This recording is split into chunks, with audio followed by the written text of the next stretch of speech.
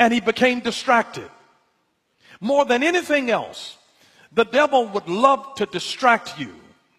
And I don't know anything faster that can derail your destiny than to be married to the wrong person. If you get hooked up with the wrong person, it can derail your destiny. And that's why, how many people are single? You're not married. Oh, wow. My goodness. I need to prophesy to you for just a moment.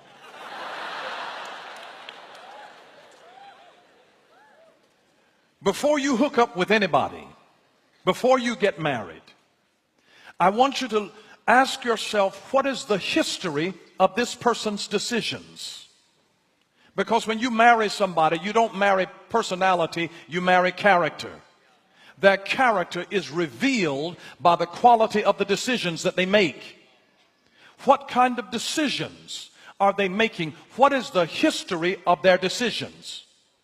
Then you need to ask yourself, whose voice do they respect and trust? Whose voice do they respect and trust? Because whose voice they respect and trust is going to determine how they will be in their life. Because you may not be marrying them, you're marrying the voice of the person whose life they trust and respect. So you have to ask yourself some questions about them. And then you have to ask yourself this third question: what is their daily routine? To keep you from getting involved in a relationship with the wrong kind of person, ask yourself the question, what is their daily routine? If you show me your daily routine, I will show you where you will be 10 years down the road. Because the secret of success is always found in the daily routine. You don't become successful in a day. Success comes daily. It comes daily. It doesn't come in a day. It comes daily. If you look at what you're doing on a daily basis, that will reveal your real success in life. And that's where we have to look to see where we are, who we are getting involved with. When you are in a position, you recognize your mate by their faces. In the Hebrew, they don't even have a singular word for face, because they know that we have different faces with different people. So it's always in the plural, F-A-C-E-S, faces. You will recognize your spouse by their face, by their faces. The F stands for their family background. Their family background. When you look at the family background, you see fruit does not fall too far from the tree. So you have to look at their family background. The A is their attitude. Look at their attitude, not just their external looks, their beauty or handsomeness. You want to look at their attitude, because they might be very attractive on the outside but have a very ugly attitude on the inside. You know them by their family background. You know them by their attitude. The C is compatibility.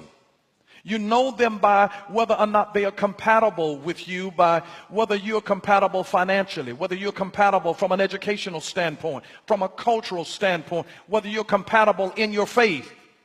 You know them by the compatibility component, not just whether I'm saved and you're saved. I see saved people get divorces because they're incompatible. So you want to check the compatibility factor. Do we value the same things about health and about education and about recreation? Where are our values? Are we culturally compatible here? Spiritually compatible here? Financially compatible here? Then the E are the experiences that they have had. Their family background, their attitude, compatibility, the experiences that they have from the past. You don't just marry who a person is, you marry everybody that they've been. You marry everything that has happened to them. Because you marry a person and then you do something and then you get a reaction. And if you're with a person and you do something and that the reaction is bigger than the action that you did, it means that the reaction is about something that happened before you even came into the picture. And so it's about experiences from the past. And then the S are the skills that they bring to the relationship. So when you know a person, you know them by their faces, their family background, their attitude, the compatibility component, the experiences from the past, and the skills that they bring to the table. That's how you begin to know whether this person is designed to be connected with me in my life or not. Jim Rohn said that you are the average of the 5 people that you spend the most time with. You are the average of the 5 people that you spend the most time with. Think about the 5 people that you spend the most time with, because you become the average of the 5 people that you spend the most time with. And then I want you to think about those in your personal life, because they could be distractions. And ask yourself some questions, because you don't get answers unless you ask questions. Ask yourself this question: what have they got you doing? What have they got you doing? You have to ask yourself some questions. What have they got you doing? What have they got you listening to? What have they got you listening to? What have they got you reading? The people that are close to you in your life, what have they got you reading? Where have they got you going? Where have they got you going? What have they got you thinking? The people that are close to you in your life, what have they got you thinking? How have they got you talking? How have they got you talking? The people that are close to you. How have they got you feeling? The people that are really close in your inner circle. And what have they got you saying? You have to ask yourself questions. Ask yourself questions. What have they got you doing? What have they got you listening to? What have they got you reading? Where do they have you going? Where have they got you thinking? What do they have you thinking? How have they got you talking? How have they got you feeling? And what have they got you saying? Nothing sabotages a life mission as quickly as wrong relationships. It is better to be alone than in wrong company. It is better to be alone than to be in wrong company.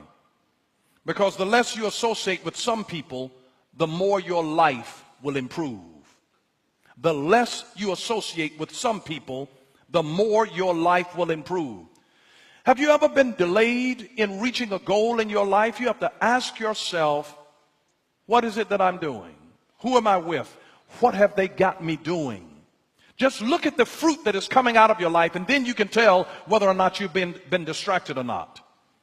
But I want you to understand this. Not everyone has the right to speak into your life. Not everyone has the right to speak into your life. Don't follow anybody who's not going anywhere. And I want you to understand this very clearly. Evil is anything that distracts you from your purpose and your God-given mission. Evil is anything that distracts you from your purpose and your God-given mission. That's what evil is. It is evil if it distracts you from your purpose and your God-given mission. It may not look evil. You determine evil by its function in your life. Does it distract you from your purpose or your God-given mission?